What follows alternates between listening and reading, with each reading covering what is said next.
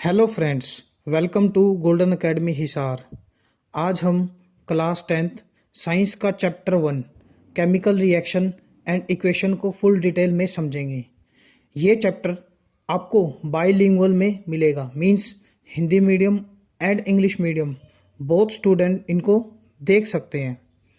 If you want I keep making videos like this, then please like, share and subscribe my YouTube channel। आज हम इन 9 reaction को समझेंगे जो CBSE and HBSE के student को आनी चाहिए। First is combination reaction, when two और more substance combine to form a single product. जब दो और दो से अधिक अभिकारक मिलकर केवल एक उत्पाद का निर्माण करते हैं उसे हम कॉम्बिनेशन रिएक्शन और हिंदी में संयोजन अभिक्रिया कहेंगे। रिएक्टेंट अभिकारक वो होता है जो एरो के लेफ्ट हैंड साइड में होएगा, एरो के राइट हैंड साइड में यानी हमारे जो राइट हैंड साइड में जो होएगा वो क्या होएगा, प्रोडक्ट होएगा। कॉम्बिनेशन रिएक्शन संयोजन अभिक्रिया के दो एग्जाम्पल आपको दिए हुए हैं। कार्बन एस का मतलब यहाँ सॉलिड है, ऑक्सीजन जो कि गैसियस, जी मीन्स गैसियस स्टेट में हमारे पास अवेलेबल है। कार्बन डाइऑक्साइड जो कि गैस है, जी मीन्स गैस। अगर कहीं ब्रैकेट में बाद में एल लिखा हो तो उसका मतलब होता है लिक्विड। आप वीडियो को पॉज करके इनकी डेफिनेशन और इनके दो एग्जाम्पल लिख सकते हैं अपनी फेयर नोटबुक में। देन सेकंड, डिकम्पोजिशन रिएक्शन, जिसे हिंदी में अपघटन और वियोजन अभिक्रिया कहते हैं। इसमें एक रिएक्टेंट ब्रेक डाउन होकर दो और दो से ज़्यादा प्रोडक्ट बनाएगा, यानी एक अभिकारक दो या दो से अधिक उत्पाद का निर्माण करेगा। ये मेनली 3 टाइप के हैं जो आपके 10th क्लास में है। पहला है थर्मल डिकम्पोजिशन रिएक्शन, जिसे ऊष्मा वियोजन अभिक्रिया कहते हैं। दूसरा है इलेक्ट्रोलाइसिस डिकम्पोजिशन रिएक्शन, जिसे विद्युत अपघटन अभिक्रिया कहते हैं।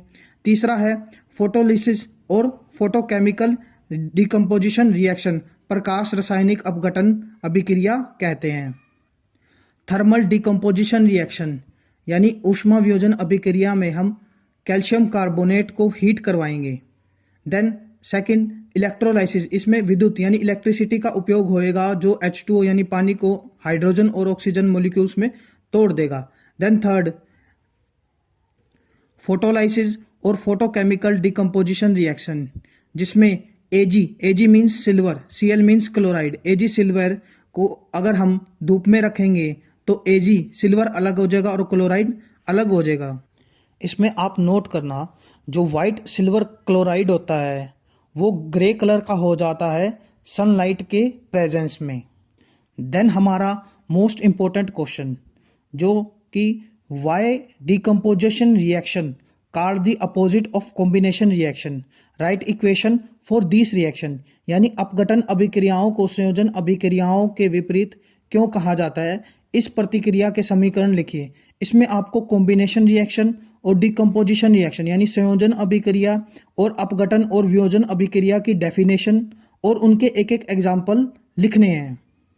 आप वीडियो को पॉज करके इसको अपनी रफ और फेयर नोटबुक में लिख सकते हैं। Then next is displacement reaction यानी विस्थापन अभिक्रिया।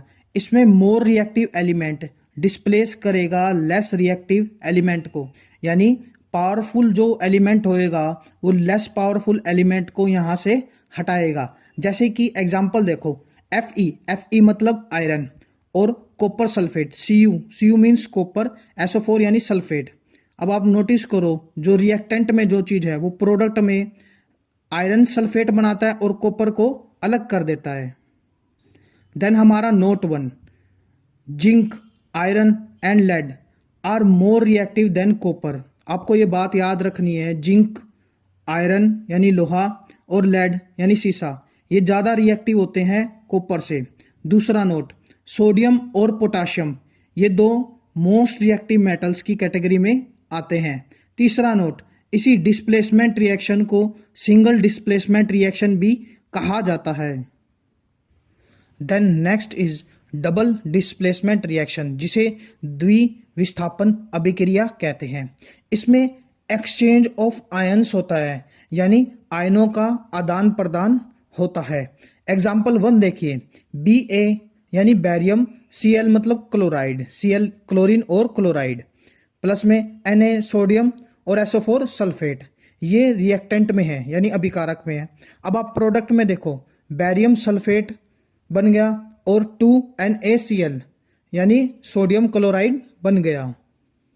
इसमें Na पॉजिटिव होएगा और Cl नेगेटिव होएगा। उस केस में बैरियम पॉजिटिव होएगा, SO4 नेगेटिव होएगा। आपको पता ही है आयंस 2 प्रकार के होते हैं, पॉजिटिव और नेगेटिव। देन हमारा नोट, डबल डिस्प्लेसमेंट रिएक्शन द्विविस्थापन अभिक्रिया को साल्ट मेटाथीसिस रिएक्शन भी कहा जाता है। देन हमारी ऑक्सीडेशन रिएक्शन यानी ऑक्सीकरण और उपचयन अभिक्रिया कहते हैं।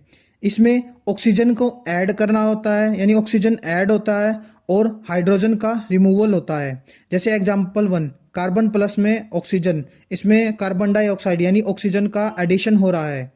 Then second is reduction reaction यानी अपचयन अभिक्रिया।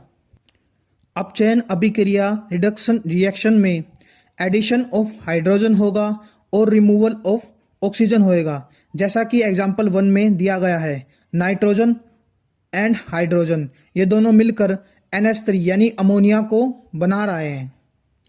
देन हमारी मेन रिएक्शन एक्सोथर्मिक एंडोथर्मिक यानी ऊष्माक्षेपी अभिक्रिया, ऊष्माशोषी अभिक्रिया। एक्सोथर्मिक रिएक्शन ऊष्माक्षेपी अभिक्रिया में हीट रिलीज होती है, यानी प्रोडक्ट से हीट निकलती है, यानी उत्पाद से ऊष्मा मुक्त होती है। इसमें जैसे नीचे नीचे आप देखोगे रिएक्टेंट, देन एरो का निशान, देन प्रोडक्ट प्लस में हीट।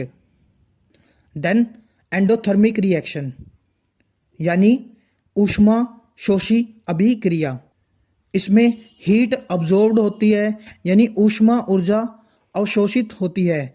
इसका जो उदाहरण है वो है डिकम्पोजिशन ऑफ कैल्शियम कार्बोनेट, जबकि एक्सोथर्मिक रिएक्शन का उदाहरण रेस्पिरेशन, बर्निंग ऑफ कैंडल है। एंडोथर्मिक रिएक्शन में रिएक्टेंट प्लस में हीट, देन हमारा क्या बनेगा, प्रोडक्ट बनेगा।